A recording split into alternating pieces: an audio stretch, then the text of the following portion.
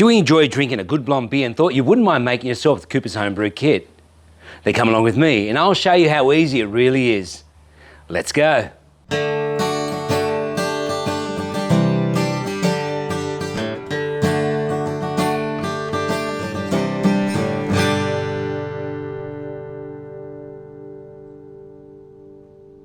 Hey guys, Musa here from Quantum Home Improvements and Solutions. Welcome back. And if this is your first time to our channel, it's great having you join us. And so today I'm going to show you how to make Cooper's Canadian Blonde.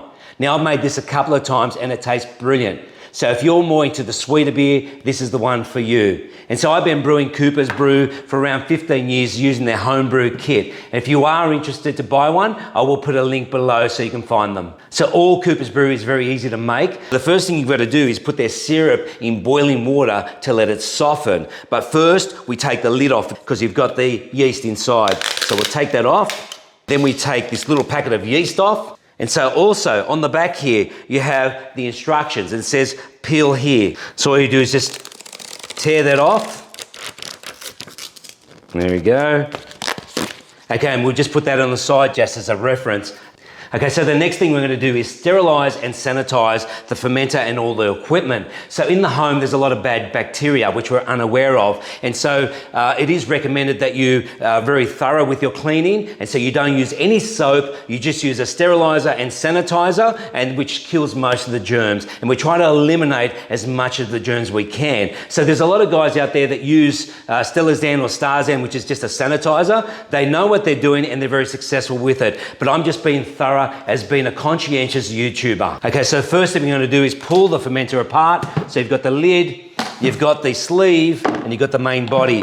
And so in here we've got a tap, a little bottler, and some clips. And we also have the spoon. So the first thing we need to do is put the tap on. And so Coopers say that you should really spray the tap with water. This is phosphoric acid, which is a food grade sanitizer, which I use to put the tap on. So I'll just squeeze that on. Okay, so now I'm going to use chlorinated trisodium phosphate and you use hot water. So every litre you need 1 teaspoon, so I'll put in 2 teaspoons. And so I got this chlorinated trisodium phosphate from Country Brewer, and if you like I'll put a link for them below as well. Okay, so I'll put 2 litres in. Now this is pretty hot, so let that cool down before you wipe down the fermenter. Okay, so that's cooled down, so now I'll just grab a cloth. You need to be very thorough with this. Okay, and I also wash the rim and I wash the outside as well. And also I wash the lid.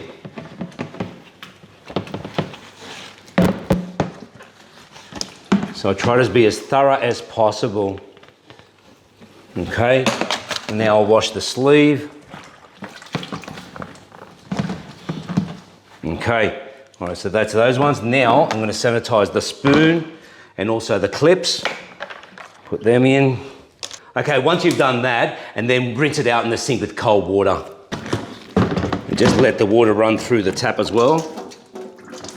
And then take the tap off and wash that through.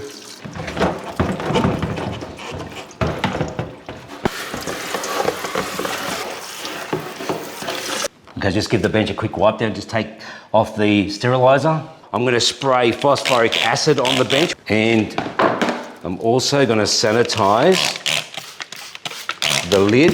Now with the phosphoric acid, it is a food grade. You do not need to wash it down. Okay, so I'm spraying both in and out on the tap, inlet, and again, I'm going to put the tap back on. Okay, so now I'll just tip out all the residue. Okay, so the syrup would have softened by now, and so now I'm going to open the tin and also get some hot water. Okay, I won't open it all the way. And now it's going to be hot, so you will need a tea towel to carry that. There we go. Okay, so now we need hot water to make the brew. And now if it's a hot day, don't put too much hot water in, but usually put around about 2 litres. So I usually put 1.5, and then I clean out the tin with the rest because the syrup doesn't come out so easily. Now, depending on the temperature you're brewing at, this is supposed to be brewed at 21 to 27 degree, according to Coopers. Now, if it's a really extreme temperature, you've got well above 27 degree, you may need another yeast. So there are yeasts that can brew at a much higher temperature. So just look into that. All right, so now I'll just put the water in. Okay. And now I'll put the syrup in. All right, so as you can see, there's a lot of syrup still in there. So now we'll just put the bit more hot water in that. We'll just clean it up.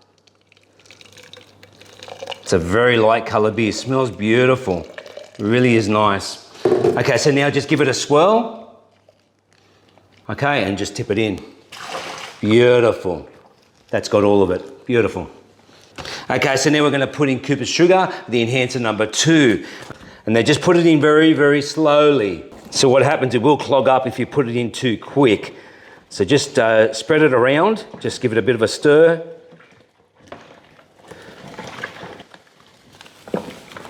Okay, that's it. So now we'll just put some good clean tap water and bring it to 23 litres.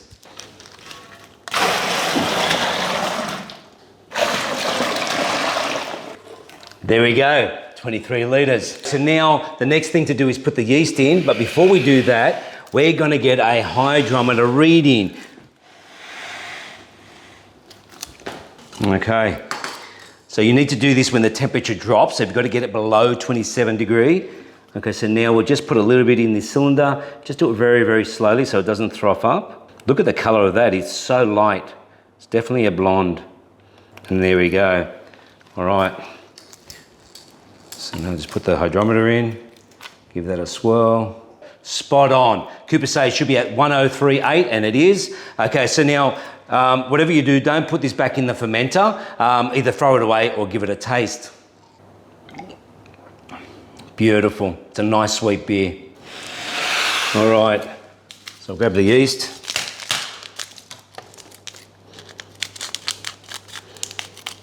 Okay, so all we do now is just sprinkle the yeast on top. Take the spoon out. You don't stir it once you put the yeast in. Beautiful. So the last thing to do now is to put the lid on, put the clips over it, hold it in place, and we leave it to ferment for at least 6 days. So Cooper say to leave it for 6 days minimum, and then do your hydrometer reading to see if it's stabilized for 2 days consecutive. Now, if the temperature is getting warmer while it's brewing, put it in a cooler spot. If it's getting too cold, you could put a heat pad under it and a blanket. It's the 8th day and Cooper's Canadian Blonde is ready to be bottled. So it's been brewing roughly at about 24 degrees Celsius, which is a little higher than I was hoping for, but it has cleared up and it's looking pretty good. I've taken a couple of hydrometer readings over the last couple of days and it has stabilized, but I will take one more. Okay, this could get a bit messy, so I will put a towel down. Okay, so now I'll just spray the little bottler with phosphoric acid and also the tap. Okay, just put that in. Beautiful. All right. Just do that nice and slow so it doesn't froth up too much. Okay, that should be fine there.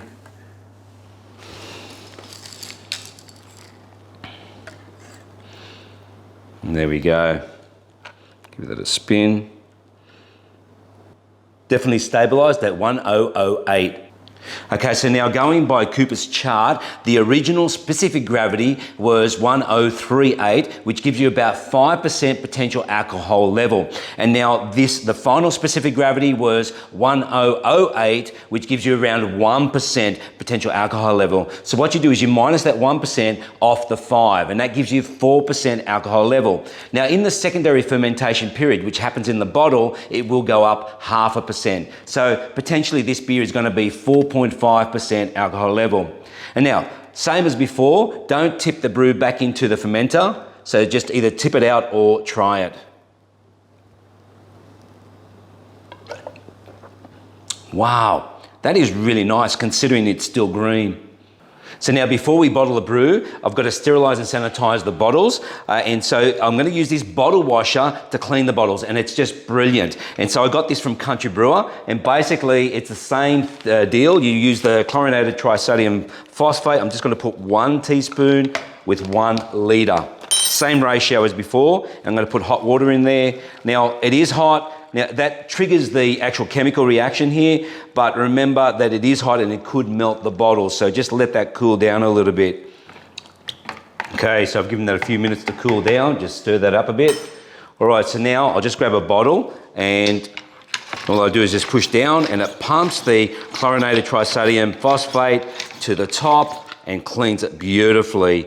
And you can see the water starts getting dirty very quickly. Now, when I'm finished cleaning the bottle, I'm gonna put it on this Morgan bottle tree. This is just a lifesaver, this thing. Makes life so much easier. So what I do is just place it on the tree and allow all the chemical to drip out, and it just goes into this tray so it doesn't spill out everywhere. And one thing also with this bottle cleaner, the only downside to it is that the bottles can slip through, which is a bit of a problem. So I did get this washer and put it on top so it stops it from falling through. So look how dirty that water is, only after 15 bottles. That's incredible, it cleans it beautifully. Okay, last one. So now, same deal. We need to wash the chlorinated trisodium phosphate out in cold water, and then we'll come back and sanitize. And now I've also washed out the bottle washer, and I'm gonna put some phosphoric acid. I've got 1 litre in there, and you put 30 ml to every litre, so that's roughly about 3 lids. Okay, now I'm just gonna spray down the bench as well with the phosphoric acid. So once again, just give this a nice rinse. Now, being phosphoric acid, same as before, we just put it on the tree, let it drip out. We do not wash it out. So then we just start bottling after that.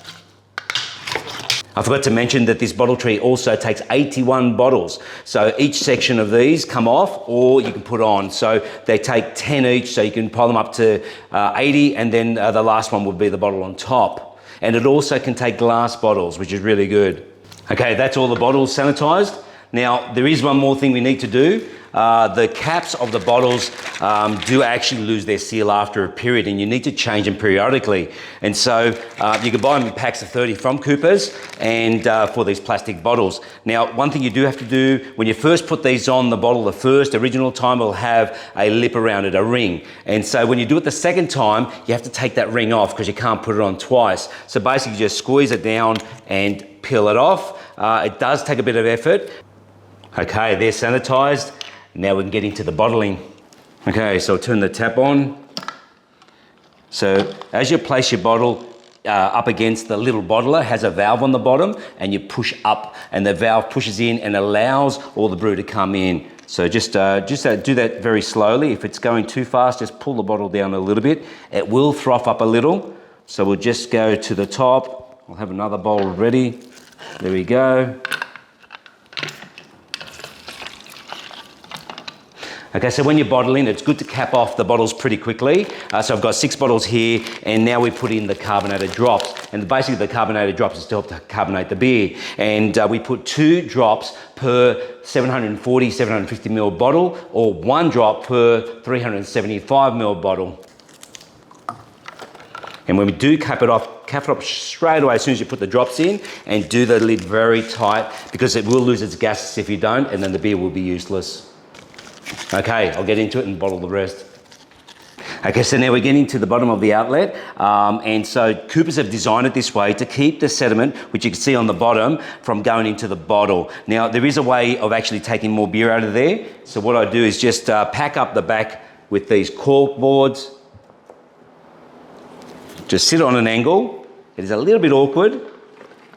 And then I'm able to take more out.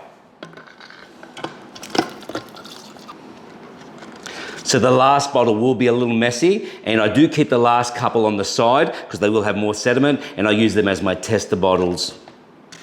Okay, one thing I didn't do, and I should have done it earlier, was take these clips off and allow the brew to come out a little quicker. So you need to do that when you start bottling straight away. So I've left them off, and unfortunately, it's just a little slower than normal, and it didn't occur to me why.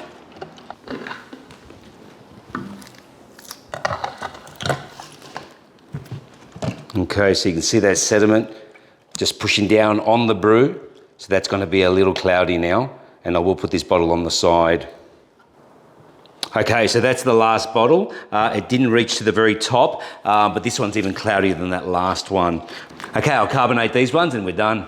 How easy was that? And so the Canadian Blonde is ready to drink at around 3 weeks according to Cooper's. And so all Cooper's beers are GMO free, which is genetically modified organism free, and they have a best after date. In actual fact, I like to drink their beers around 2.5 to 3 months. I think they taste better, and the longer you leave them, the better they taste. And so a good habit to get into when you make brew is to write down what type of brew you made and the date you made it, just as a reference. So I really enjoy drinking beer with the boys, but one thing I've got to say for all you out there, please drink responsibly. Now, if you are interested in these products with Cooper's and also Country Brewer, I will put a link below, as I said earlier, in the descriptions. So that's the end of this video. I hope you enjoyed it. I hope you got something out of it. And if you have any comments at all, please leave them below and I will get back to you. And I'd ask you, please consider to subscribe, hit the like button and share this video, and there's many more to come. Thanks, guys.